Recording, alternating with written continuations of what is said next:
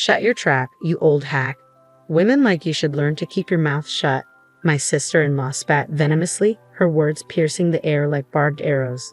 I stood frozen, aghast at the unprecedented display of aggression. Never before had I witnessed such crude language and physical intimidation from a woman, let alone from someone within my own family circle. She gripped my collar with a force that mirrored a man's, sending shivers down my spine. I had harbored hopes that marriage would mellow her fiery temperament, but alas, it seemed her volatile nature persisted. "My name is Helen, a 35-year-old homemaker. Since tying the knot 5 years ago, my husband Chris and I had been residing with my in-laws. Despite the challenges, they were kind souls, offering support with household chores while I juggled a job.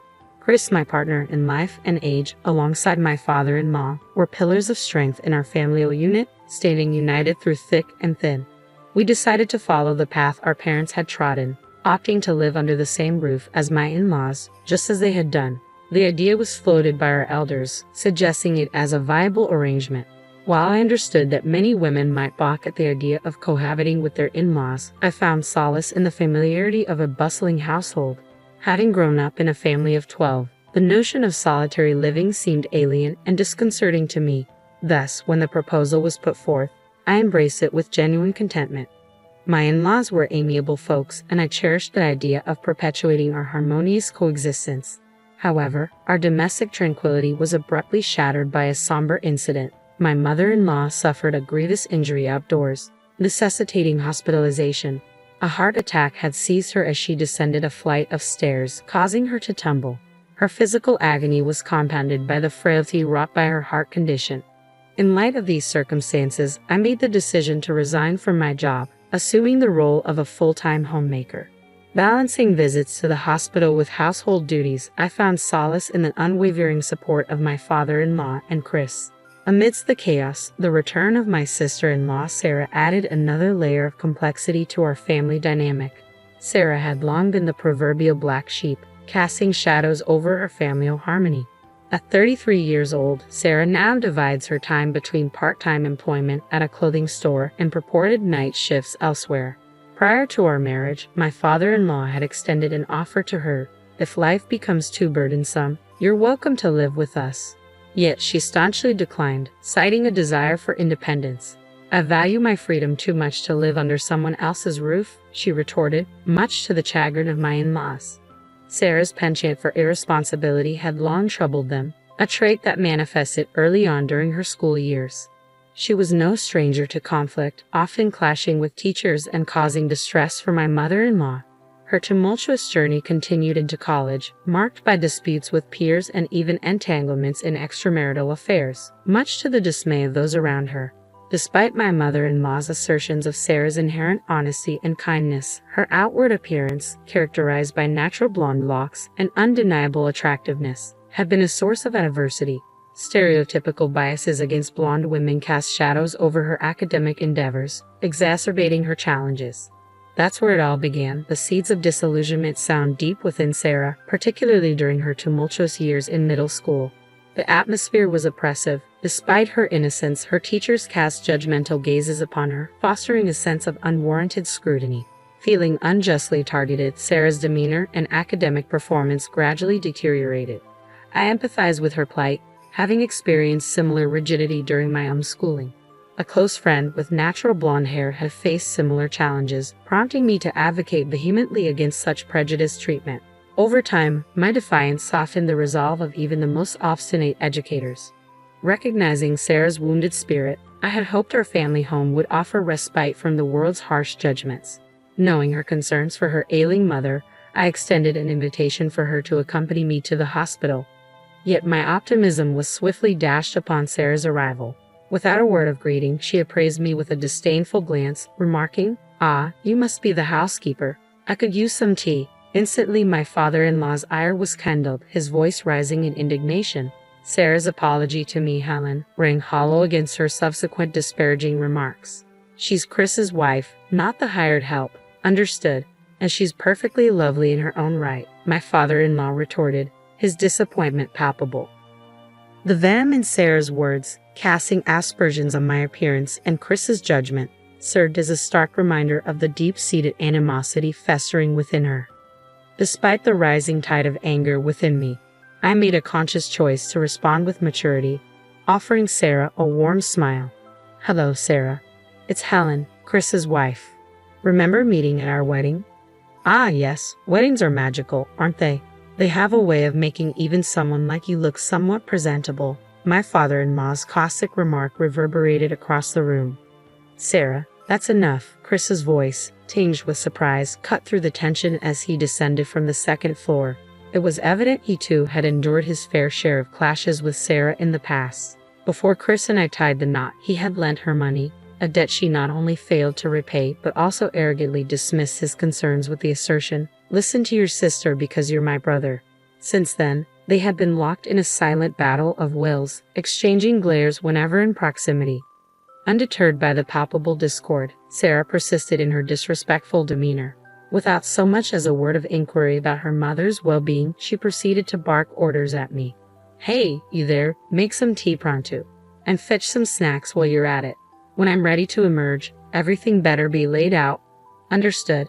The icy stare of disapproval from Chris was all the response she garnered. "Helen isn't a housekeeper. If you persist with such disrespect, you'll be asked to leave." My father-in-law's voice resonated with authority. "Aren't you supposed to be concerned about Mom? She's in the hospital, isn't she? Shouldn't you trust the doctors to care for her? How can you truly grasp the extent of her suffering, the severity of her illness, or the nature of her injury if you refuse to even visit her? Mom has always worried about you, Sarah. Wouldn't it be a comfort for her to see your face, filled with life and warmth?" With a resigned sigh, Sarah retorted, "I have no interest in the woman who gave birth to me, especially not because she's blonde." My father-in-law rose abruptly, his voice thundering, "Your mother is not to blame. Do you have any idea how many times she has cleaned up after you, how much love she has poured into you? Have you ever considered my feelings? No one understands the pain of being whispered about, of being judged from a young age. I shouldn't have even bothered coming. I came here to discuss engagement, and now I'm thoroughly irritated." Sarah's demeanor froze, as if she were trapped in a perpetual state of rebellion. As Sarah made her way toward the front door, intent on departure, I hurried after her. "Congratulations on your engagement, Sarah," I called out, hoping to bridge the growing chasm between us. Ignoring my attempt at civility, she pressed on, eager to escape the confrontation. Yet I refused to let her slip away without one final plea. "Are you truly not going to visit your mother?" I implored, hoping to stir some semblance of family responsibility within her. To my surprise, Sarah halted in her tracks, her expression a mix of annoyance and disdain. "You're so irritating. I came here to discuss my engagement to a wealthy man," she retorted sharply. Understanding dawned upon me, and I offered a heartfelt apology. "I see. I'm sorry for intruding. It's wonderful that you found someone special. But remember, a person's worth isn't determined by their occupation. Whether they save lives, provide livelihoods, or nurture families, every job holds value in our society. Your father and Chris are your family. Don't belittle them for their choices." As the words left my lips, Sarah's countenance twisted with unmistakable hatred, her eyes burning with resentment as she glared at me. Before I could react, Sarah seized me by the collar, sending a shockwave of fear coursing through my body like an electric current. "Shut your trap, you old bag. Housekeepers like you should learn to keep quiet." Her words pierced through me, leaving me trembling with terror. My heart constricted painfully in my chest, rendering me speechless with fear. I struggled to vocalize my distress, but my voice failed me, drowned out by the overwhelming sense of dread. As Sarah's grip loosened, a wave of relief washed over me, allowing me to draw a shaky breath. "I'm bringing my fiancé over next week. Make yourself scarce and act like a proper housekeeper. Understood?" Sarah's parting words were delivered with venom, punctuated by the resounding slam of the door. I clung to the hope that her aggression would subside once she was married. It was a comforting thought, albeit tinged with uncertainty. 3 days later, a momentous event unfolded. While strolling through the neighborhood on a routine shopping trip, I stumbled upon a scene that tugged at my heartstrings. In the park, a young girl, on the cusp of starting elementary school, sat hunched over, her tear-streaked face buried in her hands. "What's the matter, sweetie?" I inquired gently, concern etched into my voice. I lost my mom," she whimpered in response, her distress palpable. Drawing upon my own childhood antics, I recalled the countless times I had inadvertently wandered away from my parents' watchful gaze, only to be swiftly reunited with the help of my vigilant siblings. "Where were you when you got separated?" I asked, my tone soft and reassuring. "I don't know," she admitted, her voice tinged with uncertainty. After learning her name, I gently took her hand and began calling out loudly for her mother as we traversed the park. Fortunately, our search yielded swift results, and we soon located the distressed parent. With tears of gratitude shimmering in her eyes, the woman profusely thanked me for my assistance. Upon closer inspection, I realized she was none other than an old classmate from my school days. "Emma, is that you?" I exclaimed in disbelief. "Wait, are you Helen Wilson?" she replied, her tone mirroring my astonishment. "That's my maiden name," I confirmed, a flood of memories rushing back at the sound of her voice. "I can't believe it's you, Emma. I'm sincerely sorry for the trouble," I apologized, feeling a pang of guilt for the inconvenience caused. "My daughter was chasing after a bird, and I lost sight of her. Thank you so much for helping us reunite," Emma explained, her voice tinged with relief. After sharing a hearty laugh, Emma and I couldn't shake the feeling that our chance encounter was more than mere coincidence. We exchanged contact details, pledging to catch up over coffee sometime soon. Although we had been classmates, we hadn't mingled much due to differing social circles. Yet, as adults, I sensed a missed opportunity for a potential friendship blossoming between us. The following day, I met Emma at a quaint cafe. Like me, she was a devoted housewife, her daughter currently navigating the realms of kindergarten. As we delved into conversations about our shared past and recent happenings, the hours slipped away effortlessly. However, when the topic of marriage arose, a flicker of concern crossed my features. My older brother is finally tying the knot, but I can't help feeling apprehensive. The woman he's marrying had quite a reputation as a troublemaker in our neighborhood. I confess, a hint of worry lacing my words. Perhaps she's turned over a new leaf. "If your brother sees something in her worth marrying, let's hope for the best," Emma offered reassuringly. Then, with a mischievous twinkle in her eye, she dropped a bombshell. "By the way, did you know that my brother had a crush on you, Helen?" I was taken aback, my mind reeling with surprise. "What? But we weren't even in the same grade, were we?" I exclaimed, my mind racing to reconcile Emma's revelation. "You were quite the catch, Helen. You had everyone swooning over you. Did you know that even the guy I had a crush on wasn't you?"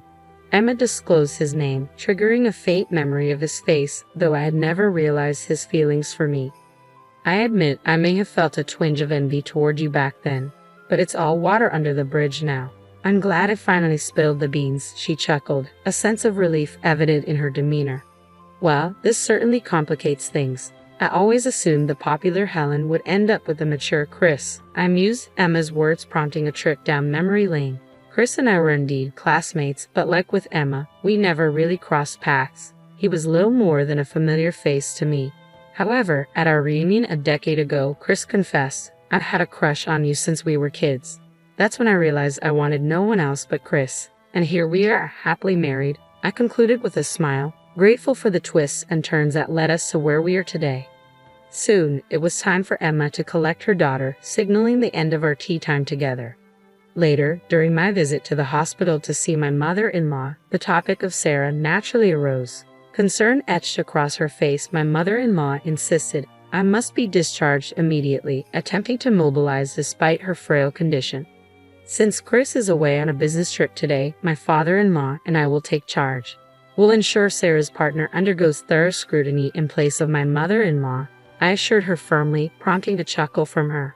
Witnessing her resilience, I resolved to tackle the impending marriage introduction with renewed determination. Come Saturday, Sarah arrived with her fiancé in tow. As memories of last week's altercation with Sarah flashed through my mind, a tremor of apprehension coursed through me. Nevertheless, I summoned my resolve and greeted them with a forced smile. Sarah's fiancé, a burly figure with a commanding presence, seemed taken aback upon seeing me, but the reason eluded me. Inviting them inside, my father-in-law and I exchanged pleasantries with Sarah's fiancé in the living room. However, as I busied myself boiling water, the exchange between my father-in-law, Sarah, and her fiancé unfolded in the living room. Regrettably, I missed catching his name amidst my tasks. Upon my return with the tea, I resolved to properly greet him. However, as I set the cups on the table, Sarah's taunting smirk caught me off guard. Isn't it amusing to have this woman as our housemaid? She's essentially working for us, free of charge. Quite the joke, don't you think? Sarah's words sliced through the air, stinging with disdain. To hear such disparagement during our marriage introduction was beyond comprehension. Sarah's audacity left me speechless, though my indignation simmered beneath the surface. Thankfully, my father-in-law wasted no time in reprimanding Sarah. "Sarah, that's enough," he admonished sternly. Attempting to diffuse the tension, Mike interjected with a gentle tone. "I apologize. Sarah, why do you refer to her as a housemaid?" Despite his outward calm, Mike's disapproval was palpable as he fixed Sarah with a stern gaze. Unfazed, Sarah continued her tirade. "Well, that's precisely what she is, isn't it? Just look at her, hair tied back in a simple knot, wearing cheap clothes and an outdated apron. And don't even get me started on her makeup. I bet it's all bargain bin brands. She hasn't changed a bit since the last time I saw her. It's as if she's given up on herself, content to blend into the background like some forgotten woman." My father-in-law seemed on the verge of erupting into a full-fledged outburst, while Mike appeared visibly shaken, his complexion draining of color. "Don't you realize we attended the same grade school?" he interjected, his voice tinged with disbelief. "When Sarah was in 7th grade, she should have been in 9th. I assumed everyone in the neighborhood knew that."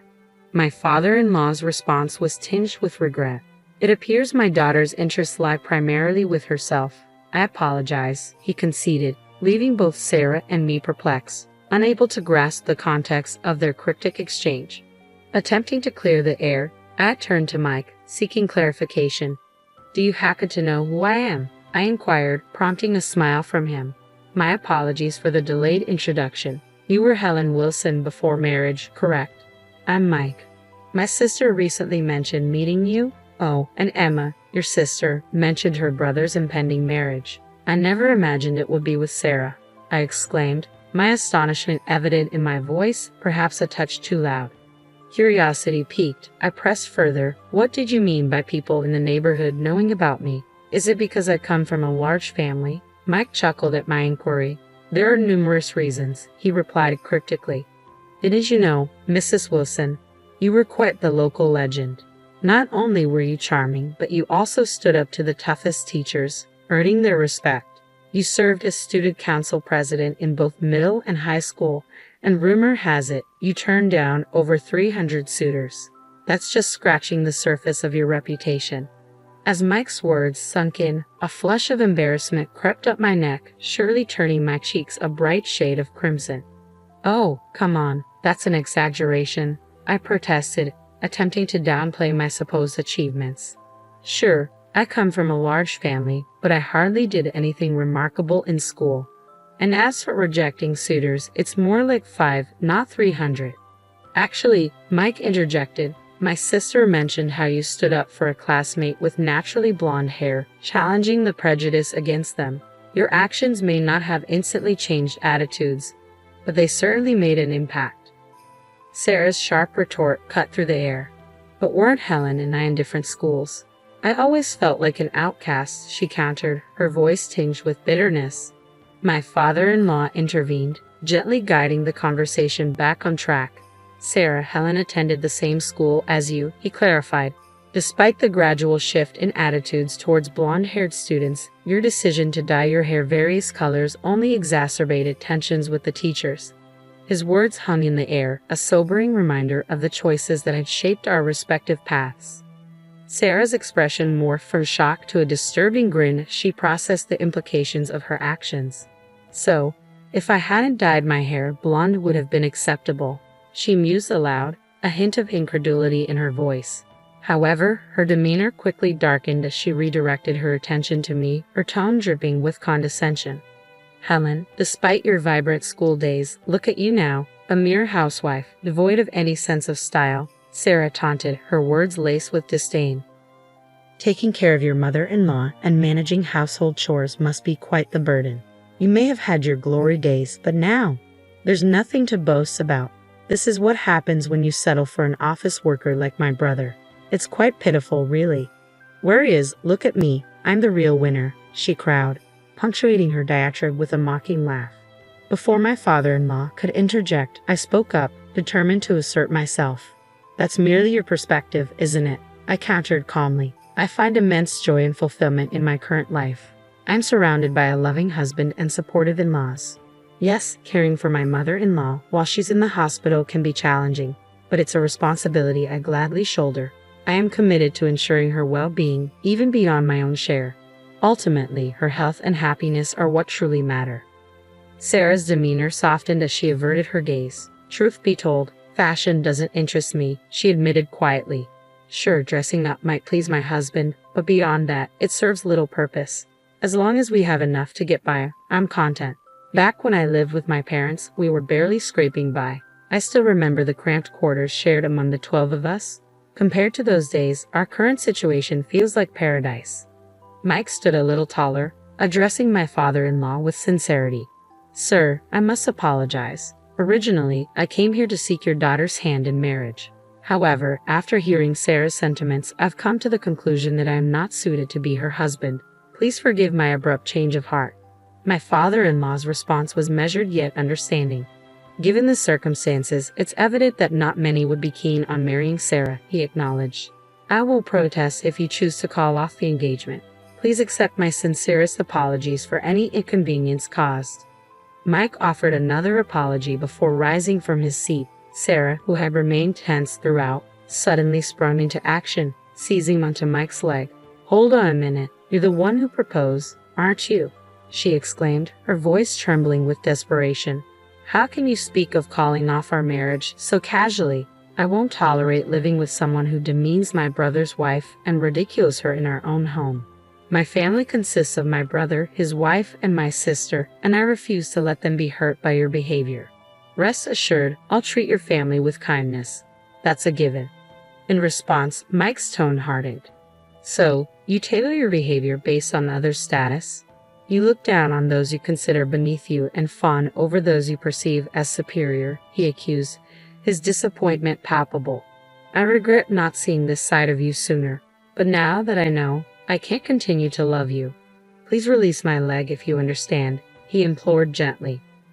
With those words, Sarah relinquished her grip, sinking to her knees as tears streamed down her face, overcome with emotion. My father-in-law and I left Sarah to her emotions and escorted Mike out.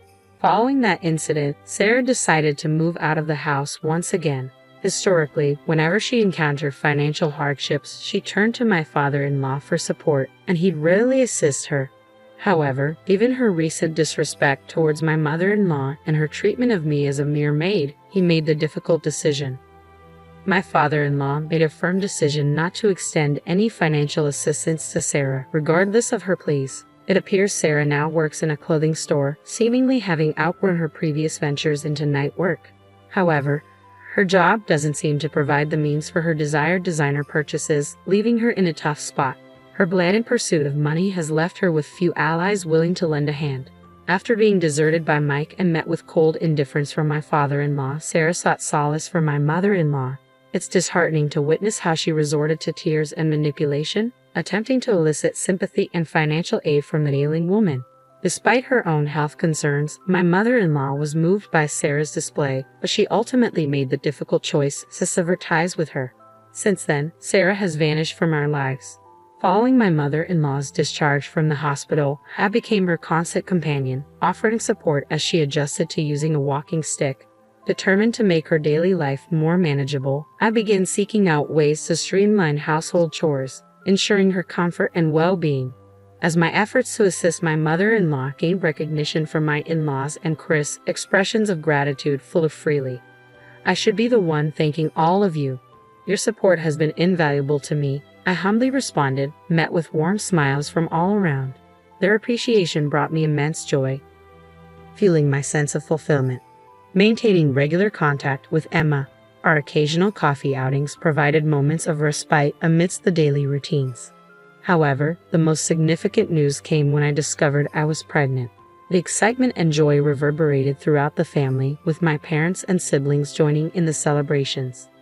I'm truly grateful for the outpouring of love and support from everyone. While I know the journey of childbirth and raising a child will present challenges, I am eager to embrace each moment with gratitude and cherish every precious memory. I reflected, filled with anticipation for the journey ahead.